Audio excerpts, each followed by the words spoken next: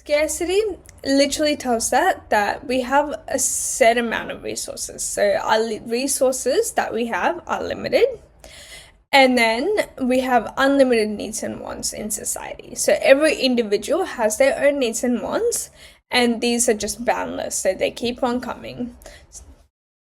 Okay, so that's a problem because if we have a limited amount of resources, it means that we're not able to satisfy all our needs and wants. So there, we need to make decisions on how we can maximize our satisfaction. So let's just break this down. So first of all, resources. When I talk about resources from now on, this whole lecture, when I say resources, I'm not talking about money. I'm talking about land, labor, capital. So land resources are stuff like natural resources, so stuff like trees, forests, just literally land, like the space.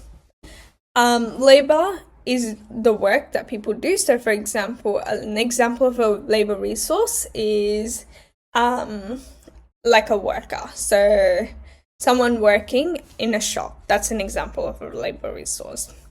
Finally, capital resources, that's more like the machinery, the equipment that's used in the production process. So for example, let's say I'm working on a farm producing apples. The land resources is obviously the land that the farm takes up.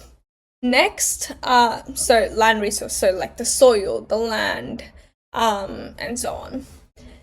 The labor would be the farmers, so the people actually working there doing the work. Next, the capital resource could be like tractors, which are used to sort of harvest the apples and make sure that, they can be sold.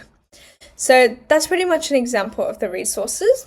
I will also elaborate on them a bit later on. But yeah, that's a bit about resources.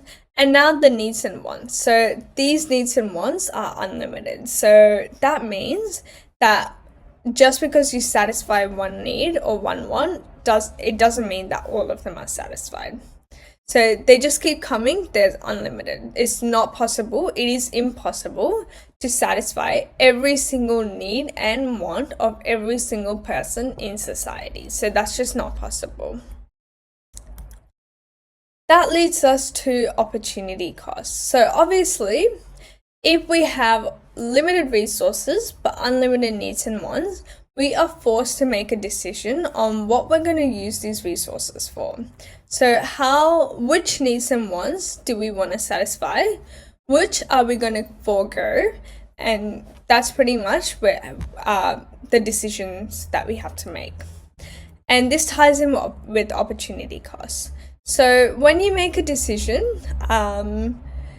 you are sort of missing out on all the other stuff that you could have done with your resources. And that means opportunity cost. So opportunity cost is the value of the next best option.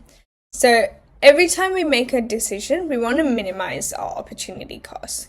So we want to make a decision that's so good that the opportunity cost or the value of the next best option is not as high as what you actually chose. Next, utility or satisfaction. So utility literally means how useful something is, and satisfaction is like how happy you are with the product. So if you make a decision, you really want to maximize the usefulness of that decision, and you want to maximize how happy you are with it. So for example, actually this is a good example here. So let's say I'm trying to choose from bubble tea. So this is like very, very small scale economics. So there's ATAR chart that I went to. I have $5 for these bubble teas. All of them are $5 each. I have $5 in my pocket, and I need to make a decision on where I'm going to spend my $5. Will I spend it on a mango tea with white pearls? Will I spend it on a passion fruit green tea? Will I spend it on a royal pearl milk tea? So that's my dilemma. Now I need to decide which am I going to buy.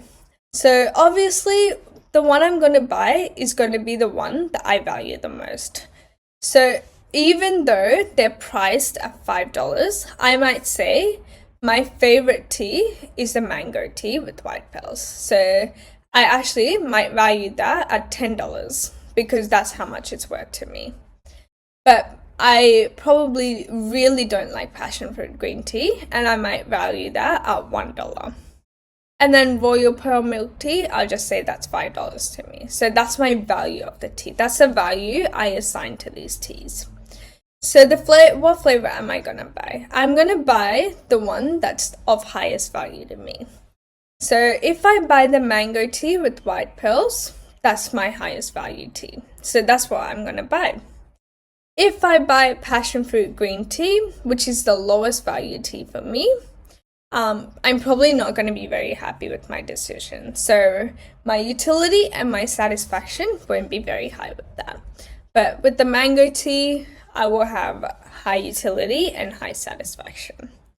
Now let's talk about the opportunity cost. So why is it a good decision to buy mango tea? Well, I value this tea at $10, but my next best tea is the royal pearl milk. So the pearl milk tea I value at $5. So the opportunity cost if I buy the mango tea is the $5 of the royal pearl milk tea. But if I decide to buy the passion fruit green tea, so the one I least value, so I don't value this at all. So if I buy this one, then my opportunity cost is actually $10, which I value for mango tea. So that's the value I assign for the mango tea.